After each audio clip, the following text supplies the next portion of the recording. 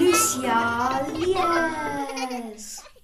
Hallo liewe lesertjie, vandag lees ons 'n boekterstorie Lara die geel skilpad besie, geskryf deur Martha Evans met illustrasies deur Catherine Holzhausen en ontwerp deur Nadine Kriel. Kom lees saam!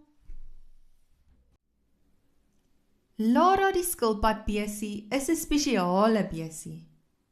Anders as al haar maats, het sy helder geel vlerke. Almal is dol oor haar geel vlerke. Elke oggend groet Saartjie skoenlapper vir Lara en Bassie Bidgogga waai altyd vir haar. Selfs Solly, die stuurs spinnekop, is bly om haar te sien. By die skool speel Lara met baie maats. Maar Lara wil soos die ander skilpadbesies wees. Ek wens ek het rooi vlerke soos jy gehad, mamma, huil sy. Toe, eendag, om haar op te kikker, verf Lara se mamma haar vlerke helder rooi. Die volgende oggend groet niemand vir Lara op pad skool toe nie. En toe sy by die skool kom, sê nie een vir haar maats vir haar hallo nie. Lara sit heeltemal alleen.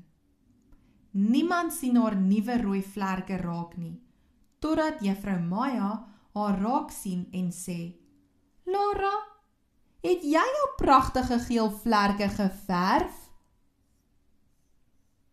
Lara se klasmaats is geskok. Jou geel vlerke is spesiaal. Dis uniek en raar, sê hulle. Lara, sê juffrou Maya, jou geel vlerke is wat van jou maak wie jy is, soos Sipho se kol en Sally se bene. Toe sy by die huis kom, gaan bad Lara en skrob tot haar goue vlerke blink. Ek gaan nooit weer my vlerke verf nie, dink sy.